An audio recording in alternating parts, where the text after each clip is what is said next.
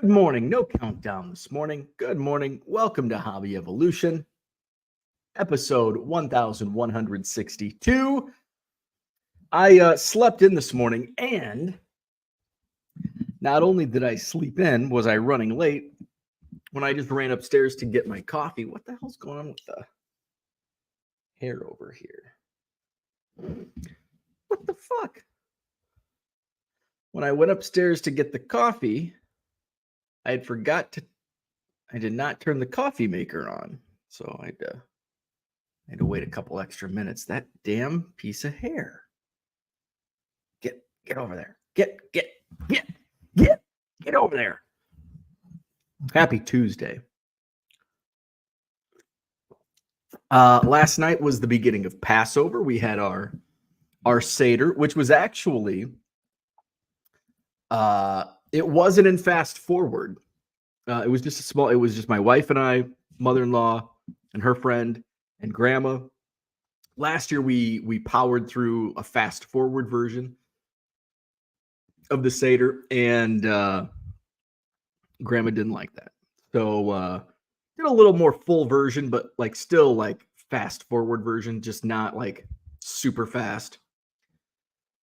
Like, and when I talk, for those that know how long a traditional Seder is, like hours and hours, we're talking ours was like 15, 20 minutes. But last year was like 5.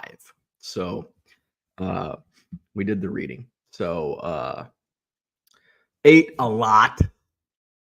So what I love about Jewish holidays is every Jewish holiday is like Thanksgiving. So if you're not Jewish, if you haven't been to Jewish holidays, it's like Thanksgiving like 5 times a year. They also celebrate Thanksgiving. So we get Thanksgiving, we get Passover, we get Rosh Hashanah, Yom Kippur, break the fast. There's just so many. And every one of them is like Thanksgiving. So last night was like a Thanksgiving in April. We had brisket, sweet potatoes, which there's a name for it because it's got like not plums, but one of those fruits, one of those purple fruits, and carrots.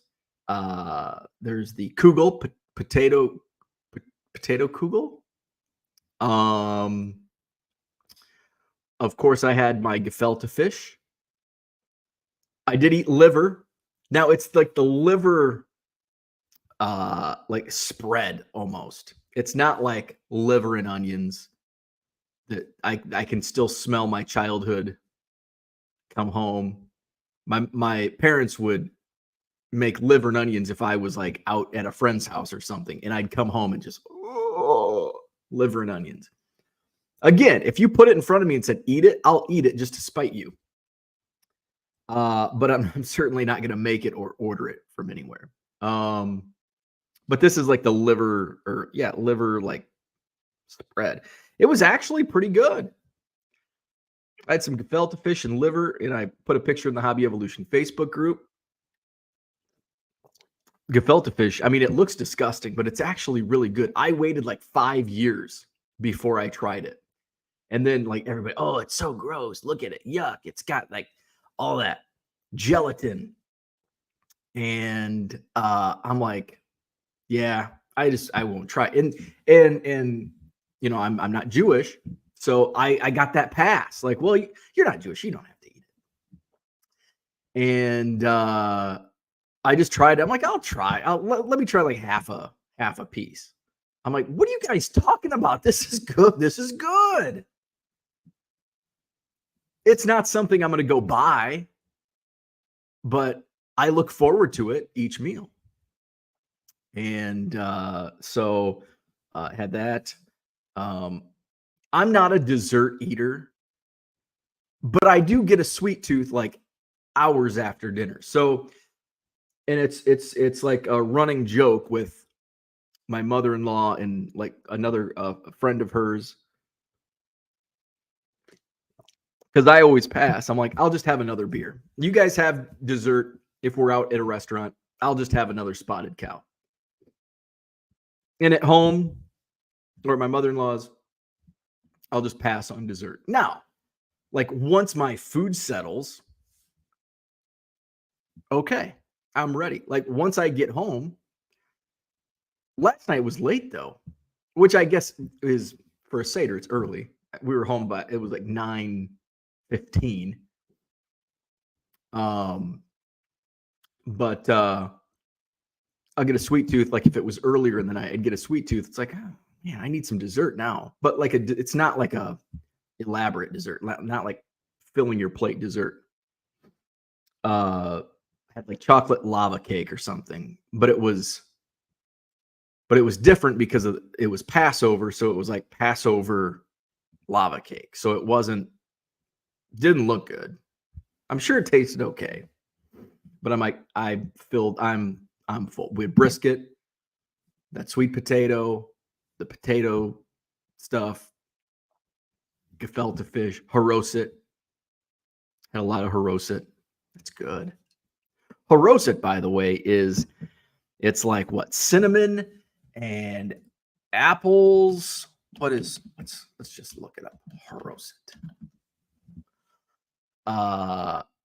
It's a sweet, tasty condiment made with apples, cinnamon, honey, and sweet wine.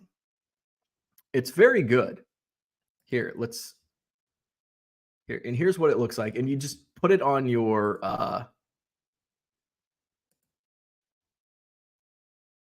haroset.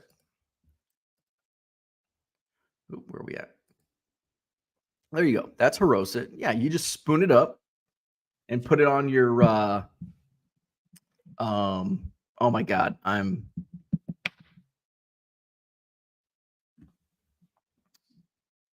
drawing a blank. I'm drawing a blank. Oh my god, the cracker bread or whatever it is. Um so yeah. It was good. I'm still like full. Like I can still feel my stomach being full.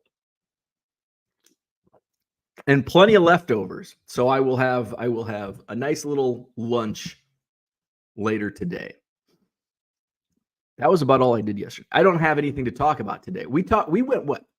Matzah. Thank you. What did I forget? Matzah. I was thinking matzo balls. I'm like, no, it's not matzah. Yeah, it's matzah. Thank you, Neil. John says Bo's stomach is Jewish. There's some truth to that because I've always loved, and Jewish food is like it's like okay, gefilte fish. Most people, even Jewish people, don't like gefilte fish. There's some things, but I loved lox and bagels, and I didn't know that was a thing. And my wife's like, "Well, you're Jewish. You like lox and bagels," because I would eat lox and bagels like on our road when I was traveling with the basketball team, and we'd have. I loved it when they had lox on the breakfast buffet. Like, oh, this is so good. So we went what 2.5 hours yesterday on Hobby Evolution. Probably not going to go 2.5 hours today. Not much. Oh, I see. There's a Tom Brady. I do want to talk about this, just because it's turned into like this. Holy shit, Tom Brady. If you weren't familiar, I'll just give you a brief version, and then we can talk about it later on.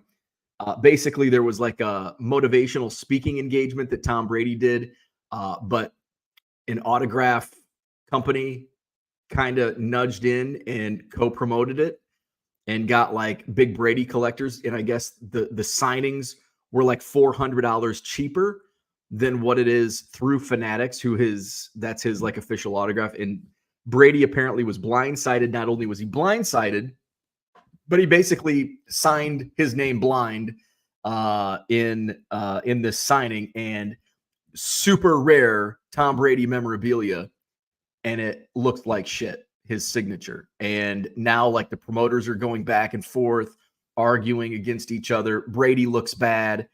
It's a whole thing.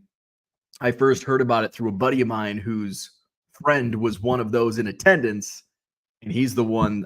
His name's Brad. Was the first to like post it in a Facebook group, and then it kind of went. Darren Rovell said, "Oh, there's nothing to the story," and then all of a sudden, there was. And so on Darren Rovell's website, I think that was the first place to like break it. with an actual story, not just Facebook and Twitter comments. So we'll talk a little bit about that because I found it interesting, even though I'm not going to pay $3,600 for a Tom Brady signature. But when you see like the stuff that was getting signed, like you would pay 36 because some of the memorabilia alone was like 20, 30, 40K. So it's not like us.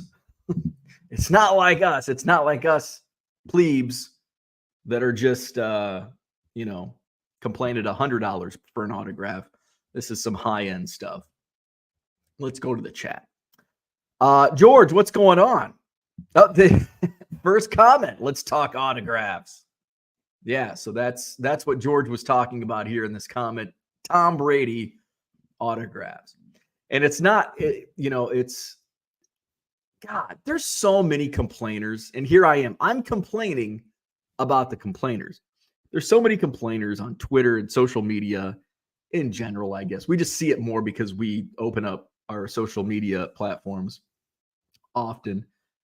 But it's like this new website comes up. Well, Robel's only going to talk about the high end. Nobody cares about the high end stuff. It's like, no, we do. Speak for yourself. I find, does it affect me? Does a $3,600 Tom Brady autograph signing affect me? No. Am I ever going to spend $3,600 for a signing? No. But I still find the story intriguing, and it's important in the general, and I'm going to use it because I know John's going to get upset, hobby. It is an industry. But in the industry of the hobby, how about that? In the industry of the hobby, some of these topics are important. And there is a trickle down. And the more, here's the thing. Well, they're just going to talk about $10 million card sales. You know what?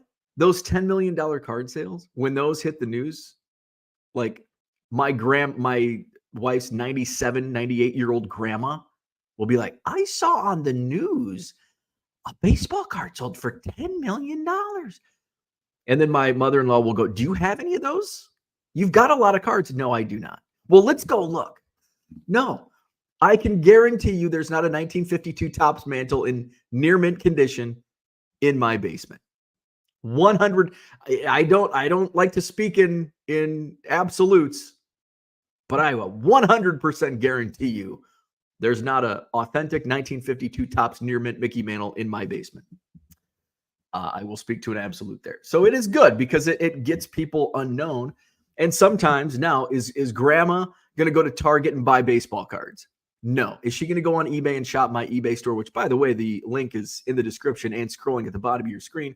Is grandma going to come to 99centcards.com and look for my 99-cent cards and say, ooh, a Bowman draft for 99 cents? That's a good deal. No, but there may be some people out there that do. And it may not just be like, oh, I'm going to go to 99centcards.com right now. No, they're going to, $12 million. And it's just like one of those, well, what if? It's the what if. What if? And there is, like, you could go to Walmart or Target and buy a blaster and pull not a $12 million card, but you could pull a $1,000 card, $100 card for $25. So they go to Walmart, they go to Target, they just saw it on the news, whether it be Tom Brady's nightmare signing or Mickey Mantle's $12 million sale. And they're in the checkout. They're like, oh, there's cards. I just saw this story about a $12 million sale. Like, it's only $20. Maybe I'd pull $100. And it's like that gambling aspect. And it's good. We see that trickle down. And the more the merrier, in my opinion. The more the merrier. David's in the house. Good morning. Harlan is here. Good morning. Victor's in the house. Bring on the Astros. Doesn't it feel weird? Off days feel weird to me. It's like there's no baseball. I mean, there was baseball yesterday, but there was no Cubs baseball. There was no Cubs baseball. And I love looking at stats, especially in April. You look at April stats. And so in the minor leagues, there's some prospects I'm following. Now, one of them is I don't have too much. I'm not very high on Kevin Alcantara. I think he's one of those, like, he's going to be a top prospect that just doesn't ever hit the major leagues. Tops out at AA, maybe gets to AAA. He's in AA now. And he started off, I can't remember what it was. It was like 0 for 28. And then, like, since his 0 for 28 start, he's like hitting like 475 in like his first 26 at bats. It was like 1 for 26. In his second 26 at bats, he was hitting like 475. Now I know we can do the math here. So all things being equal, he's still only batting .213 on the season in 47 at bats. But because he had such a lousy start, and that's why I like numbers. It's like, oh, he's only hitting .213, but you don't realize in the last 26 at bats, he's hitting nearly 500. But then at the same time, the previous 25 at bats, he was hitting .030.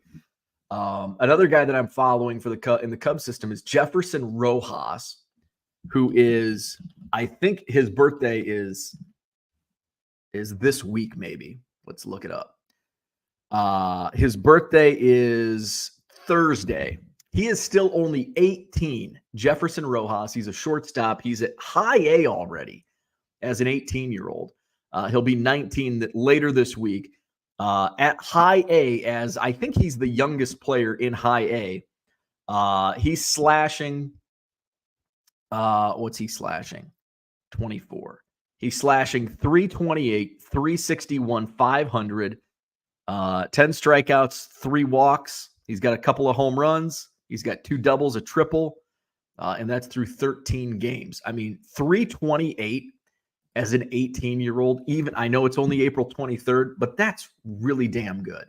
And I missed him. South Bend's only trip to Beloit was last week. I was pretty busy, so I did not make it down to see the South Bend Cubs last week. I really wanted to catch him in a live game. Of course, I saw him a lot at spring training, but not in a true minor league game.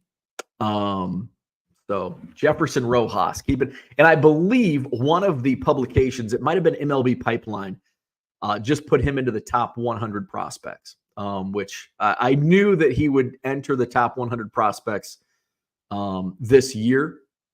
I was surprised it happened this soon, but I think probably his start elevated him from the next level to, okay, we got to get this guy in the top 100. So Jefferson, he does have first Bowman autos, by the way. So I don't know if I have any. Which I shouldn't be talking so highly of him. Shouldn't be talking so highly of him. I know I've got a color auto. I've got in-person autos. I don't know if I have his first chrome auto though. I'll have to go look if I can find it. Good morning, Kyle. What's happening? Mikey's in the house. How are your sales going? My sales are plentiful. So I still do want to do the video on solving the algorithm. I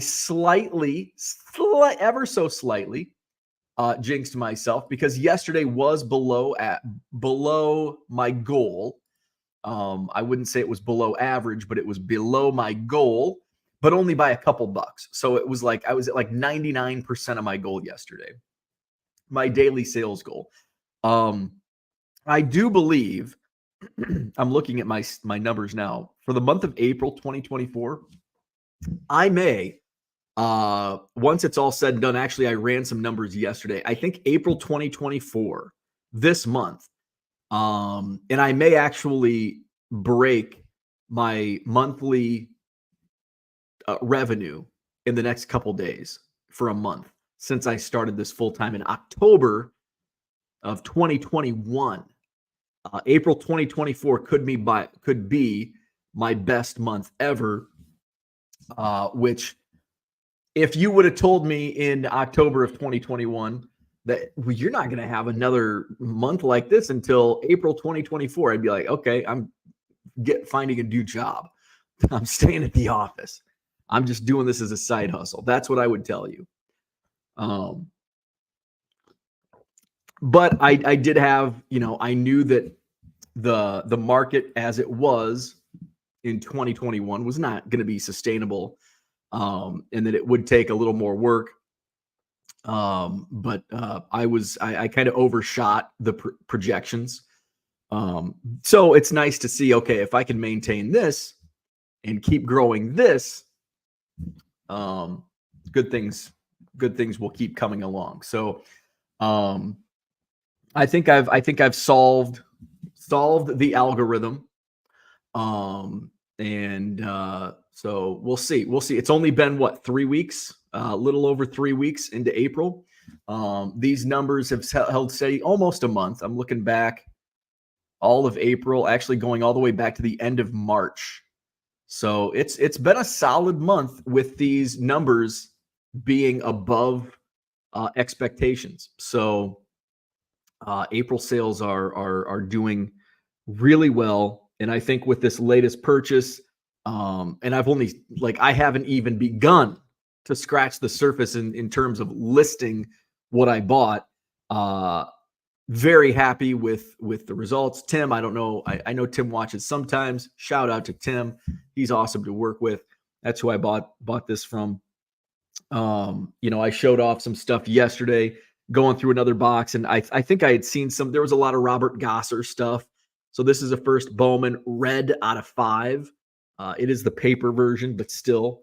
There was a Trout and Ohtani. Now these are Man U relics. I love Man U relics, but a lot of, this is probably $15. I would spitball $15.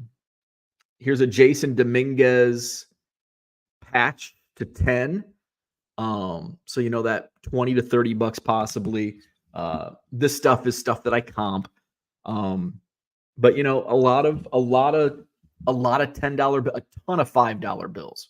So, and what I mean by that is, I went through and logged a bunch of autos, and the autos that are $5 autos: Ali Sanchez Topps Chrome rookie auto, Jorge Guzman Topps Chrome rookie auto, Will Craig rookie auto, but it's a purple refractor out of 250. It's only $5 in my eBay store. Tukey Toussaint Topps finest rookie.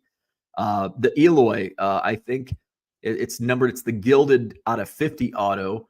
I have that listed in my store for $50, and I think that's I think the lowest other. I don't think there's any sales on it. Maybe one sale a while ago. There's 2, I think, on eBay. The lowest was 65. So it's like, well, if it's not selling for 65, I'm going to go under. And hey, you're the lowest by far. So a lot of stuff like that. There's a lot of color, autos, relics. So it was a better collection than I was expecting.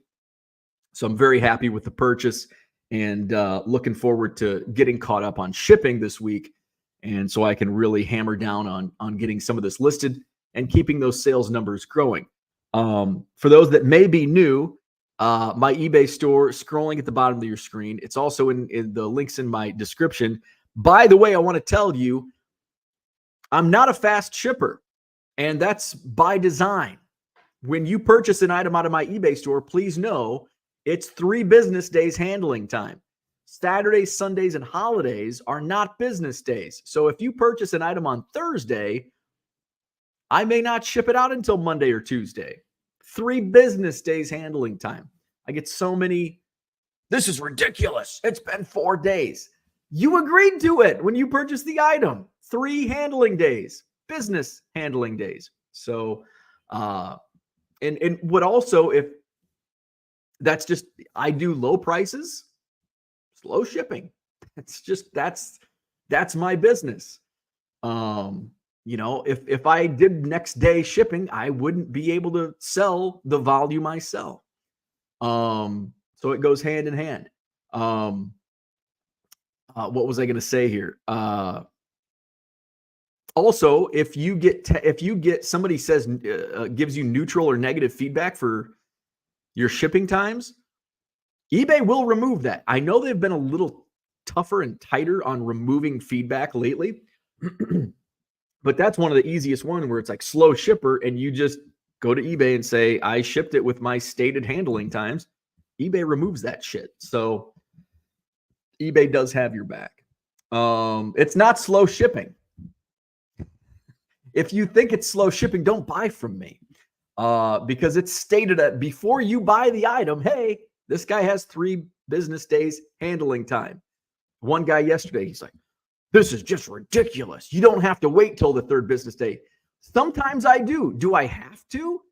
I don't have to, but I had in this case, yes, I was overwhelmed, and that's why I have 3 business days, because sometimes I'm have over 400 orders to ship, like I have the last few days. That's why 3 business days is important. And I've got the Madison Card Show in between. That's why I have 3 business days. If I want to go away for a weekend, that's why I have 3 business days. So know before you click. And that's not just with me. That's with anybody. This guy's a slow shipper. No, he's not. He tells you, if you think it's slow, he tells you he's slow at the beginning before you even buy. Hey, 3 business days. You might think that's slow. Oh, so I wanted to get that. Now I feel better. Maddie Ice, good morning. Neil, what's up? Passover dinner tonight for Neil. Enjoy. It'll be leftover Passover dinner tonight for me and Passover leftover lunch. John thinks liver is horrible. My dad's favorite. I guess it was like filet mignon for a Depression era kid. And I bet that's why my parents loved it. More so my dad. My dad was closer to that Depression era. He was born just at, my dad, rest in peace, was born just after the Depression, but his older siblings went through the Depression. Obviously, my grandparents went through the Depression. So that's probably, in his case, it was, something that he had, and he was, even though they were out of the Depression by the time he was growing up, they were still poor. So probably something that was affordable in the 40s and 50s. Orlando, what's up? Good morning. Neil loves gefilte fish. Hate the gel. I don't mind. I don't hate it. I don't like it. It's there. I did not have any horseradish. We had horseradish, but I didn't do any horseradish last night. And the matzo ball soup. Oh yes. My mother-in-law, like any Jewish mother, wants to stuff you until you throw up. That's the Jewish mother. Eat, eat, eat. Keep eating, keep eating, keep eating. You haven't had enough. Look how fat I am, lady. So we get to the matzo ball soup portion of the meal, and I'm like, I've filled up on gefilte fish, liver, matzah, haroset. I'm like, I'll just do 1 matzo ball. Oh no, you need 2. Please, just only give me 1 matzo ball. Well, they're smaller. Okay, give me 2 damn matzo balls. Neil says, my wife peels the apples and makes it yearly. Good stuff. Yes. Matzah. Yeah, the haroset on the matzah. Brian's in the house. Good morning. Brian, the other Brian, what's up? Good morning. Cooter's here. Good morning. James says the Brady football he signed was $500K. He scribbled on it. I was speechless seeing some of the items. And we're not talking like a football. We're not talking like a football that you go buy from the NFL store. We're talking like that was that was like the first touchdown pass he threw to Rob Gronkowski in a Super Bowl. There was the 2000 NFL draft ticket, which there's only like 3 known. There was like the only like known Brady used like practice cleats, and the cleats looked the worst. It's like those are the only known cleats of Tom Brady out in the wild. Just makes you sick. Harlan says, so Brady is a POS. Who knew? I mean, yeah, and normally I would defend Tom Brady. I like Tom Brady. Normally I would defend, but in this case, it's indefensible. It's indefensible. And so the whole story, okay, let's just dive into it. So the whole story here.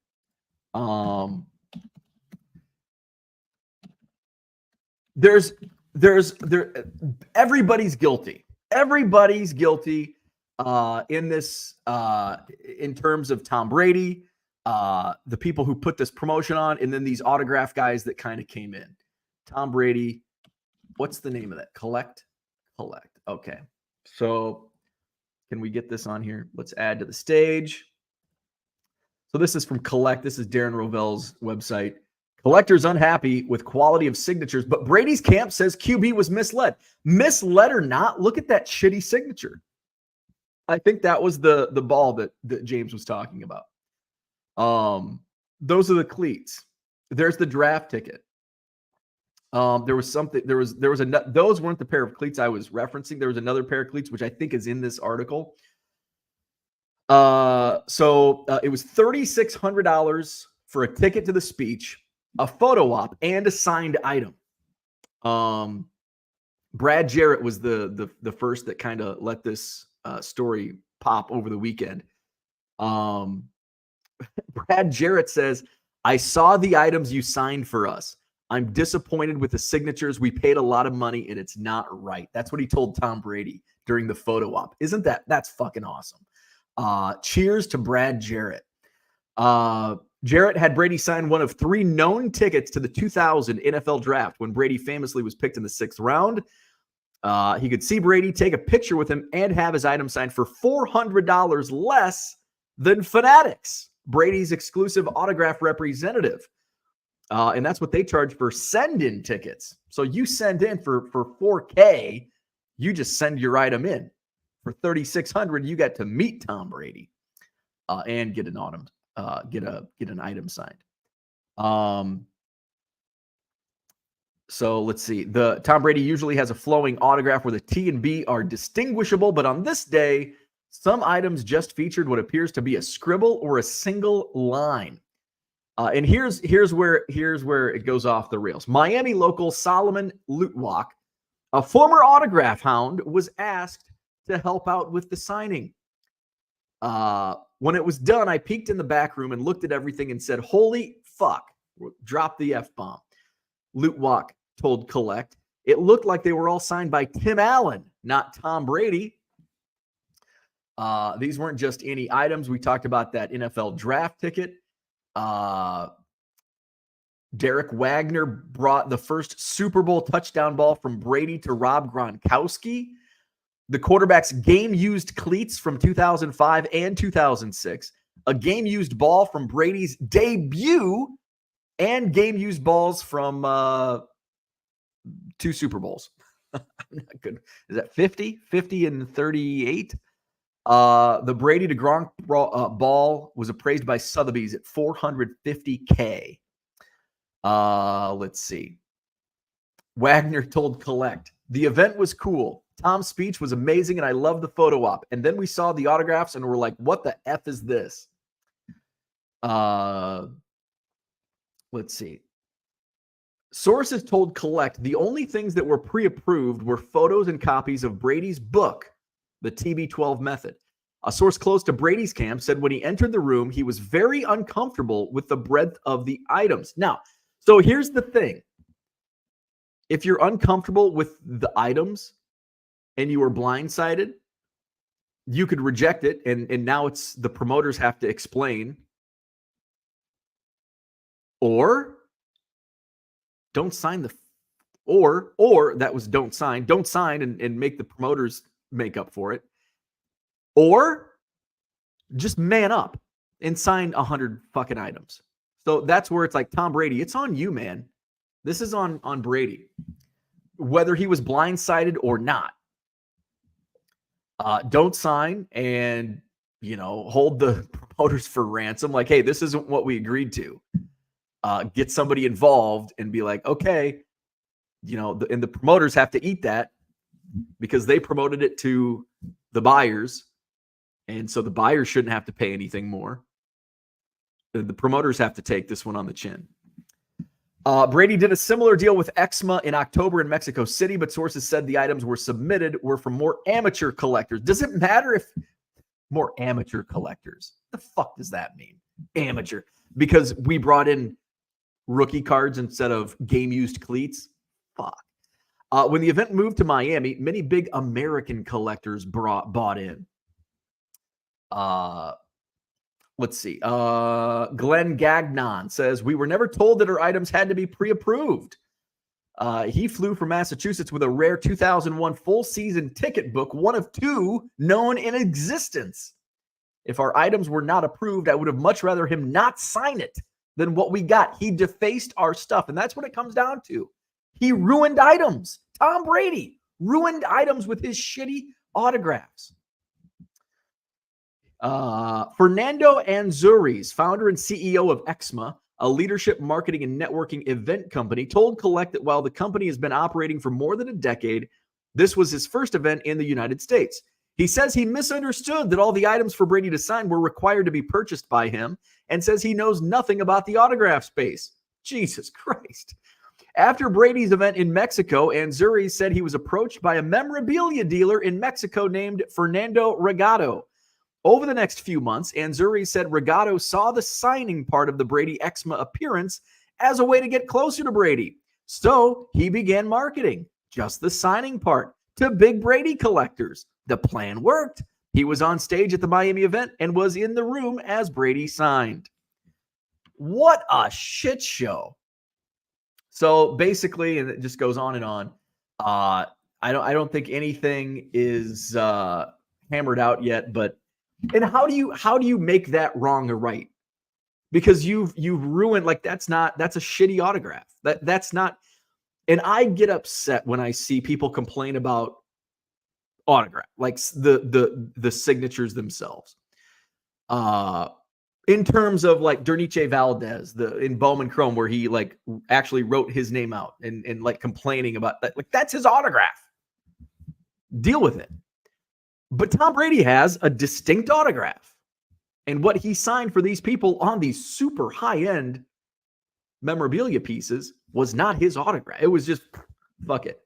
I'm cheaping out. And they paid a lot of money for it. It doesn't matter. And people are like, well, they shouldn't spend that much money. No. You're not in charge of their finances. It doesn't matter what they spend on the items.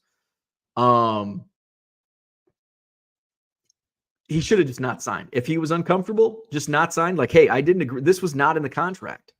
And then the promoters are on the hook and they're like, oh, shit, now we've got to spend $4,000 a piece going through Fanatics and we're going to go bankrupt because we are out $100,000 or whatever. I don't know. Let's see. Orlando says Brady ruined the piece. George says, I just found it funny that Mr. Auto Authenticator was saying the autos couldn't be authenticated. Oh, yeah. And I think there was more. Let's see. On Monday, Wagner headed to Saugus, Massachusetts, home of Sports World, New England's largest sports memorabilia shop. There, two representatives from Beckett were on hand to certify autographs. Well, I'm not a big fan of Beckett's authentication. Wagner said the reps looked at his 6 items and he was told they wouldn't reject them, but they also couldn't be sure Brady signed them. So what the fuck does that mean? Beckett doesn't even know. The 6 letters calling the autographs inconclusive represent a huge blow for Wagner, whose items he estimated were worth $1 million. But now he's not so sure of their value. And to add insult to injury, those 6 inconclusive letters cost him $1,200. Fuck. What a shit show. Porter says, good morning. I'm looking for the complaints and grievances department. Hey, we're on it. John says, go mow Brady's lawn if you want his auto. He can pay you by check. Good morning, Sal Dougie. Max says those autos were on big pieces of memorabilia. That's wrong. Looked like shit. Everybody is at fault. Yes. Tom Brady's at fault. The promoters are at fault. The autograph guy who wedged his way into the event is at fault. Just sucks all the way around. Mark says, good morning. Speaking of autographs, I paid $10 for Mickey Mantle and $15 for Joe DiMaggio at a card show in New Jersey in 1985. Times sure have changed. So they changed a long time ago. So my buddy Dave, where's Dave Arnold? He's probably teaching chemistry right now. Dave recounted a story to me at a card show. I think it was in Galesburg, Illinois, back in the early 90s. Willie Mays, Mickey Mantle, all those guys would come around. And this is late 80s, early 90s. And autographs were $5 to $10. Well, all of a sudden, Joe DiMaggio came like the following year, and it was 50. And this is like 1990, 91.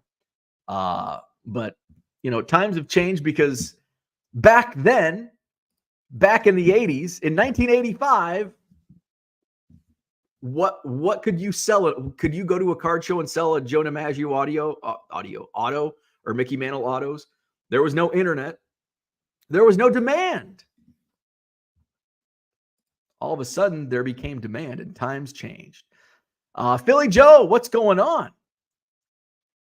Max says, Brady is a Ruben disciple. Surprised that he has the ability to sign elsewhere than Fanatics. I don't, and that's the thing. I don't think he does. He's exclusive to Fanatics. That's probably, and so that's my thought was, if Brady knows, hey, I only signed for Fanatics, this isn't a Fanatics event, don't sign the shit instead of defacing the property. And it doesn't matter, and take value of the items away.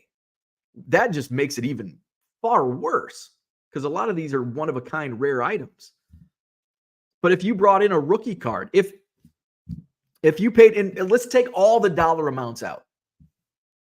If you were expecting to get your favorite player signed, no matter who it was, and you were excited to meet, you've never met them before, you've never got their autograph before, and you take your card, your beloved rookie card of whoever your player is, and you spend, I don't know, $20, $50, whatever you feel is a high price for an autograph. Because that number, okay, again, we're not taking, because everybody's different. $20, maybe I'm not spending $20 for an autograph. Some people are like, I'd spend $1,000 for my favorite player. Take that out of consideration. And your favorite player has a distinct autograph. This is how he signs every autograph. All of a sudden, you get there and he signs a bullshit autograph on your card or on your football, basketball, baseball, whatever it is. It's like, what the fuck is this? You take it to get authenticated. You can't get it authenticated. It's like, we can't prove this is real. It's pretty mainstream. I think Beckett should come back and say, yeah, here's what Beckett, authentication. What the fuck? There's just F-bombs all over this story. I think we have precedence. Beckett, get your ass over there and say, hey, here's your money back. We'll authenticate these items for you, Mr. Wagner. I think it can be proven now that those are Tom Brady signed items. I think there's enough in the news. Where are we at? Kyle says you could pay $3,500 for a Brady autograph and send it to Beckett so they could tell you it's fake. Right. Ugh. James throwing out some names. James with names. Brian says, didn't Ruben buy Diddy's white party? Came with all the blackmail videos and cameras. That's why he's so powerful. He told Brady, sign like crap or we will release the crap video. Orlando says, at least you could read Mickey Mantle and DiMaggio's signatures. Value Box Digger says, are eBay sales saying anything about the way of card shows? Are shows becoming more so about case cards and eBay becoming more about ease of finding cards versus digging? I don't think so. I don't think there's really a correlation. You know, at times, a couple of years ago, there was almost like a distinct difference between online sales and card show sales. You know, right now, I think I think the hobby's in a really, really strong, healthy place right now in terms of secondary sales. Card shows, I mean, look at this past weekend with all the shows that were there, and all the shows were successful and had crowds and people made money. And I still did really, Saturday was really, it was a good day. It wasn't really good, but it was a good day. It was still above my goal. Let's see. Obviously, there are still people that dig boxes, but I mean, are more not digging now. Yeah, I can tell you from just I think and it's hard to say. Just from my experience, oops, wrong one. So in Janesville, I had 24 transactions. In Madison this month, I had 22 transactions. Let's just go back to November 2023 in Madison. I had 40 transactions. Rockford, February 2023, I only had 20 transactions. Let's see. Trying to find some. Madison, November 2022, I only had 11 transactions. I didn't put years back in this.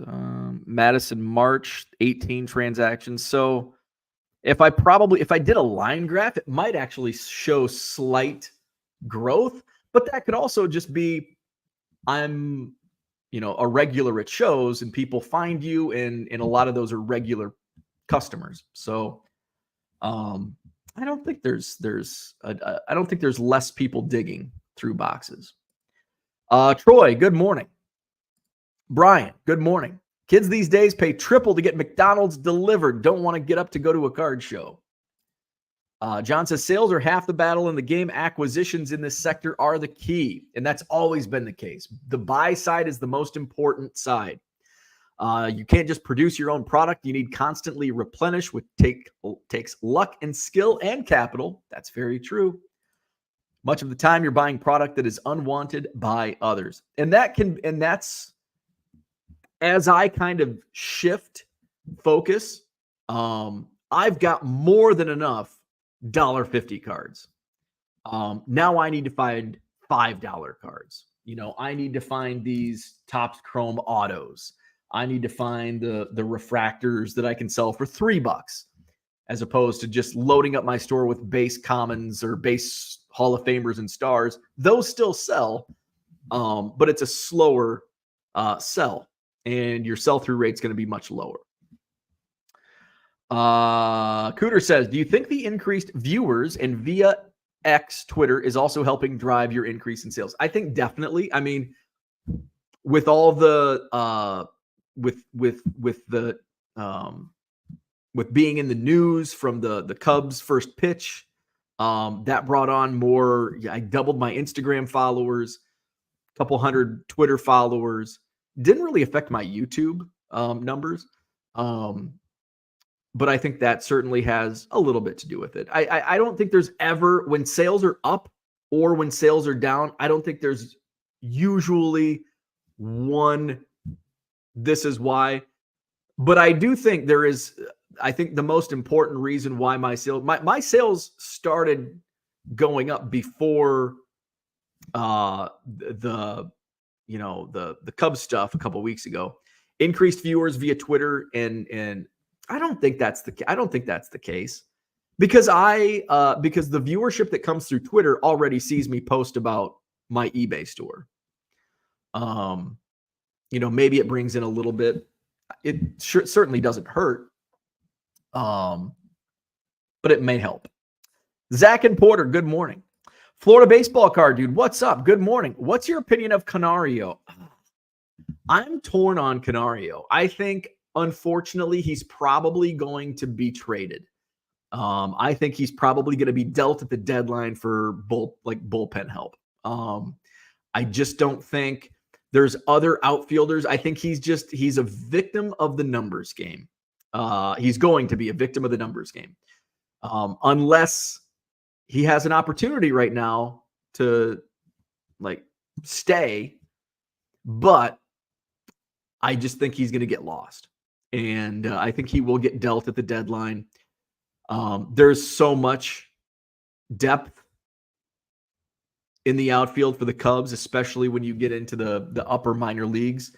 The triple A Iowa Cubs outfield could be starters in a lot of Major League Baseball teams right now. Owen Casey and Pete Crow Armstrong and who else? I guess Canario, Brennan Davis. So I think I like Canario, but I think he's going to get lost in the numbers. Brian said, had Jokic listed at 1,800, got a lot of offers for 1,400, raised it to 2,000 last night, woke up to 2 offers at 1,800. I love that. I love when that happens. George says, the Temu of sports cards, cheap and slow. That's right. That's my motto. Whoa, I'm way behind in the chat. I am way behind in the chat. Under promise, over deliver. There you go. So then, when I get caught up on shipping and all of a sudden they're going out the next day or within 2 days, like, oh, fast shipping. Johnny M, good morning. We become an impatient society. We want everything now. Yeah, it's the Amazon generation. I ordered my mushroom coffee, which I still haven't tried, and it was delivered the next day. Sorry, if you shop my eBay store, you're not getting your 99-cent cards the next day. Which the funny thing is, the guy that made the biggest stink bought a single card for 99 cents. And I'm like, I'm sorry, it's 3-day handling. Would you like me to cancel the order? And if I canceled the order, I would make money because I'm losing money on his transaction. Brian says, thank you to whomever suggesting the setting to remove out of stock items. That fixed my listing issue. Aha. There you go. Max says, it's a $2 card. Go do something out. Touch grass, as the kids say these days. Go touch grass. John says, strange setting. I didn't know about it, but I assume it was a fat finger moment somewhere early on in your eBay journey. Dan says, had a great time at the Syracuse show over the weekend. I even submitted a Jimmy Rollins Bowman Chrome International Rookie Refractor that I pulled from a dime box last year. Did you get some Kurt's card care to wipe out those scratches? Good morning, Sheena. What's up? George says, I spent $150 on a light last night that was in stock on site, but it seems that when they went to package it, they didn't have it. So as it stands, I paid $40 shipping for a $10 item. Oof. Christian's in the house. What's up? Good morning. Mark says, some customers will never be happy. I get complaints that the suit they ordered a day ago hasn't arrived yet. The Amazon generation. I want it yesterday. John says, autographs are just silly. The market manipulation on them is endless. Endless. Endless. Tim Kansas, what's up? Has the Brady don't quit your day job auto been pulled yet? I'm not sure. I'm not sure if that's from Bowman Draft, right? I'm not sure if that was pulled or not. John got it right. Third time's a charm. John's attempt to type a word correctly today is endless, but Sam McDowell getting few takers at his auto table in Strongsville is one of the most depressing sights I've seen. Yeah, it's a what have you done for me lately? My wife's grandma last night was asking, what's the most popular card? And it's like, well, today it's like everybody wants new stuff. And she's like, it's not the old cards. And I'm like, they're very popular. But their value typically they're not as fluid. The sales aren't as fluid. Everybody wants the next best thing. They want like the minor league guy that they want the next best, Sam McDowell. Hall of Fame card collector says they're smaller. My heart does not bleed for these Brady nerds. John says I should have taken a typing class in high school. Would have helped me more than Jim. Mikey says, I can't believe Brady would listen to them to sign like that. Yeah, just a shitty situation. Bink Scott, good morning. Bad look for Brady. Should have just refused to sign the stuff. I agree 100%. Should have let the promoters that didn't agree to the contract that was signed with Brady. Adults taking advantage of coin flips against kids is something else wrong with the hobby. John says it's always a bad look when a high net worth individual charges for autos. Johnny M says, as far as I'm concerned, you're an idiot to pay anyone that kind of money to meet anyone. P.T. Barnum, undefeated. Curious if hand sanitizer would remove that auto from the leather football. And I think it was noted somewhere. I don't know if it was in that article or elsewhere that I read Some people are trying to remove the autos because they're that bad. Buff it out with some Kurtz ball care. There you go. So someone who was trying to monetize Brady's monetization of his own auto got burned. Yes. 0.5x the hobby. I'm learning John is absolutely right about autographs. John says crisis actors. Value Box Digger says, good Lord, this sounds like a bunch of crybaby adults. I mean, I don't think so at all. You spend $4,000 on anything and you get shit. I'm pissed. If I go out and buy a lawnmower and I spend $4,000 and they send me a shitty lawnmower, I'm pissed. And Zuri has lawn signs, I'm sure. Not a wrong. It's what you industrialists preach. It's capitalism. No, capitalism is charging $3,600 an autograph and doing the work. What was done here was charging $3,600 an autograph and not doing the work. I'm all about charging $3,600. Hey, if I'm all about capitalism in terms of Tom Brady charging $3,600 for an autograph and actually signing the autograph. He did not. He did your landscapers come out and they do a shitty job. You're not just going to say, oh, that's capitalism. I guess I'm fucked. They did a shitty job. No. It's not only on Brady. No, it's at the end of the day, Brady had the opportunity to I mean, he looks worse by signing like shit. He could have said no. Now, are the promoters on the hook on this as well? Fuck yeah, absolutely. But at the end of the day, Brady could have said, no, I didn't agree to this. I'm not signing these items. And what he did was even worse than not signing the items at all. What he did was fucking defaced property, essentially. George says, those look distinct, can be tracked to a specific event like balls from Deflategate. Right. Double-edged sword. People want to not be told how to spend their money, but want to tell people exactly how to sign. Well, they didn't get Tom Brady's autograph. They didn't get what they signed up for. You know what you're getting with Tom Brady's autograph. You know what you're getting. If that was Tom Brady's autograph, there's no problem here. That's not Tom Brady's autograph. That's just a fucking line. Brady got mad at the promoters and then got petty revenge by screwing with the consumers. Maybe this becomes a thing and the Mad Brady autos become an even more sought over. That's a really good point. It could drive up value because this is getting so much publicity. Well, it's getting less than I expected. I think it'll blow up here in the next few days further. But the promoters are going to be out because they're going to have to refund everybody's money that got these that ask for it back. Let's see. Zach and Porter says, as long as this didn't impact Mark Hoyle, I shall stay silent. Our hobbyist says, as a kid, I paid $5 for a Mark Lemke auto. Imagine that, paying $5 for Mark Lemke. It seems I got screwed on the war to dollar ratio there. You did. You overpaid for Mark Lemke. John thinks it should go back to being a hobby. I'm trying to recall the last time I got wronged by the hobby. The industry will constantly grind you up and spit you out. Mikey says that's what the authentic companies could do, a special authentication for this event. Wouldn't you think they'd have, like, for $10? Hey, you're already spending $36. Here's $10. We'll authenticate this autograph for you. Brian says, how the hell was there not an authenticator there on site with that much money for an autograph session? That's a great point. That's a really good point.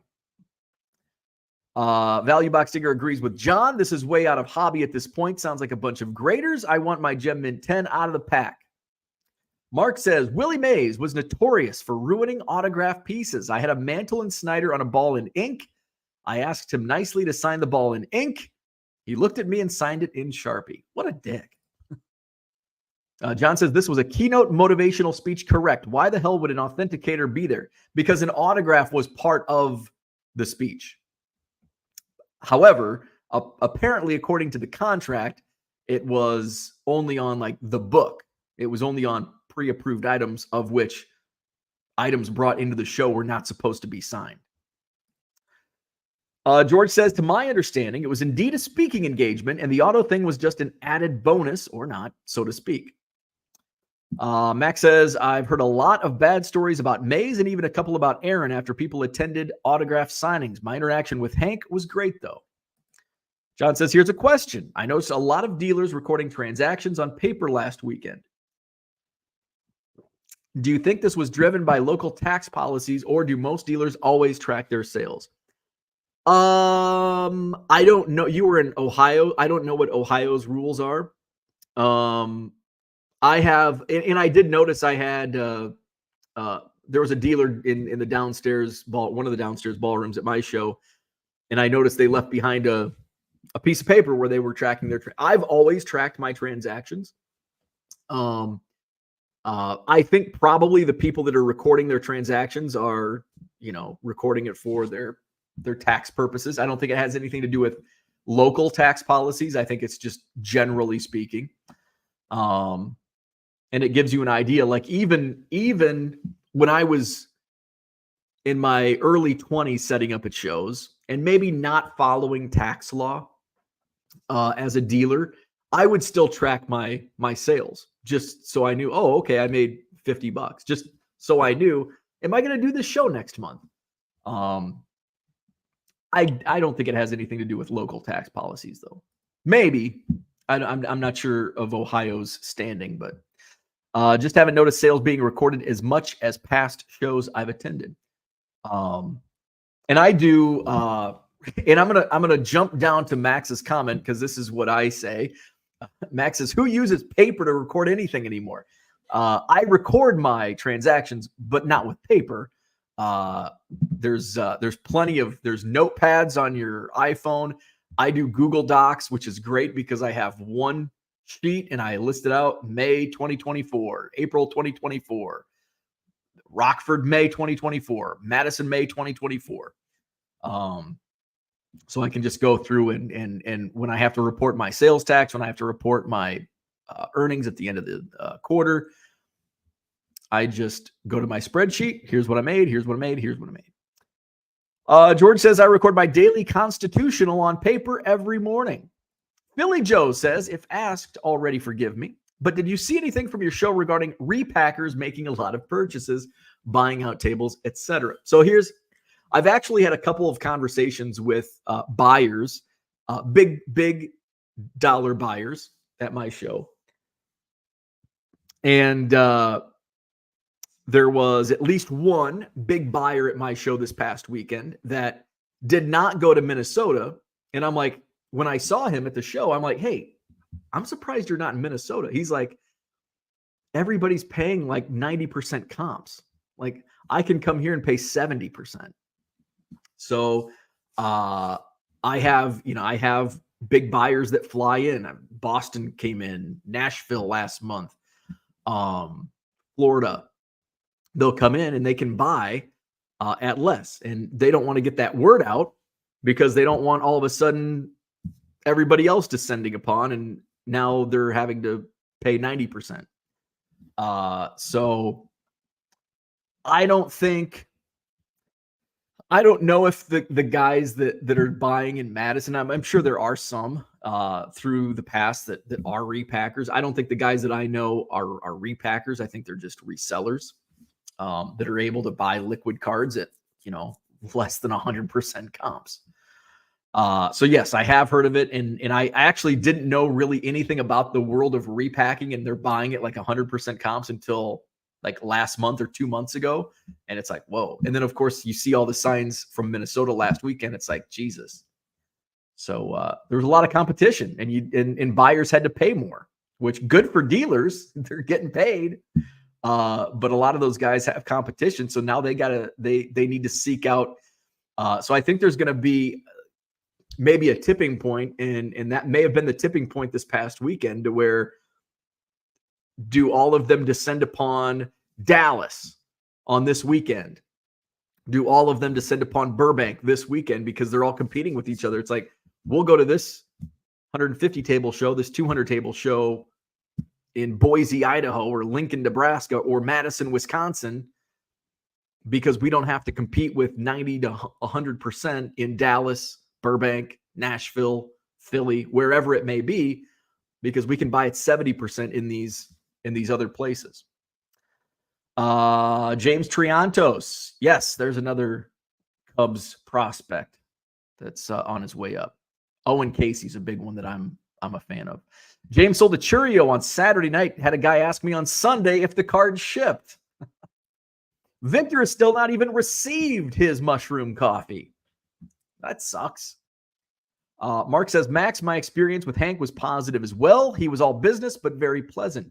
Mickey Mantle was a pisser. He kept cracking open beers he had in a cooler under the table. John says, dealers this past weekend used paper to record anything. I thought I made that clear. It was a goddamn meet and greet. It wasn't an auto signing.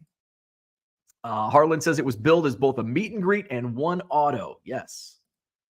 Max says it was marketed to many as an auto signing. Yes, it was marketed to the guys that are complaining about their high-end $500,000 items. It was marketed to them as an autograph signing. Yes. Completely agree with Max here. It was marketed as an autograph signing to many people. There were multiple promoters involved. 2, I believe. Brian says they better disclose it if they remove the autos, Kurt. Max says, tell me you don't understand the autograph market without telling me. Yes, I completely agree with that as well. John says, I love it's not Tom Brady's autograph. He signed. It's his auto. If you go to see Pearl Jam and they play 2 hours of Pet Shop Boys, how are you going to sue? George says, I've had classes marketed to students before that I never agreed to. Then they had to them, so I did a shitty job. I'm like Tom Brady. Sal Dougie says, I understand why they are upset, but I can't register any emotion for this frivolity. I'm way more worked up about somebody getting hosed in a 4K lawnmower. John says, auto on a book, and it's being turned into an industry auto signing. People need to remember that the hobby isn't real life. It was a speaking engagement. But that's not how it was marketed. It was marketed to these people as an autograph signing because there were multiple promoters involved. One promoter was out marketing to the autograph guy, the Brady collectors, like, hey, I can get you a good deal on this signing. Not saying it was a speaking engagement. Like, hey, here's a bonus. It's a speaking engagement. Exma, who is in charge of the speaking engagement, is promoting it as a motivational speaking engagement. And hey, you also get an autographed book. There were 2 different promoters working 2 different angles. You do realize plenty of athletes have changed their signatures over time, and there are tiers to those autos. Google Sheets and an email to my accountant, and I'm done with taxes for the year. Amen. What's up, baseball card curmudgeon? Bing Scott says, I'm not an auto guy, but we'll snag one here and there at mall shows. Got Rich Nye in Peru. Had a blast hearing him talk about giving up a home run to Hank Aaron. And I believe Rich Nye was a dentist and may still be practicing. I think he's retired by now, but Rich Nye. 1968 Topps, one of my earliest memories of cards, says John. Autographed book, not balls, cleats, tickets. Where's the rub? Because that was how it was marketed by the speaking company. The autograph guy didn't market it as an autographed book. He marketed it as bring your shit to get signed. 2 different promoters to 2 different audiences. The autograph guy that wedged his way in, and I think they were both named Fernando. One Fernando speaking engagement says, hey, it's a speaking engagement and you get an autographed book.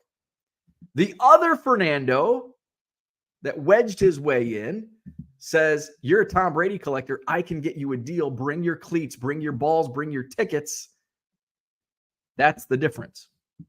It was being marketed in 2 different ways by 2 different people to 2 different audiences. George says, should have said had to do them. For those that don't know, I'm contracted to a certain number of classes per week. These classes were outside of my contracted classes and without additional payment. Then blame the autograph promoter. Almost certainly everybody gets the blame. The autograph promoter, the speaking engagement promoter because he allowed the autograph promoter to do whatever. And Tom Brady, because Tom Brady's contract didn't say I'm signing cleats and tickets. And instead of just doing a shit signature, just don't do it. Just don't do it. John is deleting all Fernandos from my contacts list. That's what I had for today. Hey, hit the like button, subscribe to the channel, visit my eBay store, shop my store, save 25% when you buy 7 or more cards at regular price. I'll be shipping more and more and more today. Where am I at? I think I'm below the 400 threshold for orders to ship. Just below, I think. 372 orders to ship. So another big shipping day. I'll try to get some more stuff from this past weekend sale listed. I've been pulling some Tom Brady's aside. I may take advantage of Tom Brady being in the news right now by listing a Tom Brady lot today. So be on the lookout for that. Hit the like button, subscribe to the channel. We'll do it all again tomorrow morning, 7 a.m.-ish Central. Maybe I'll sleep in again tomorrow and forget to turn the coffee maker on. Have a great Tuesday, and we'll see you tomorrow.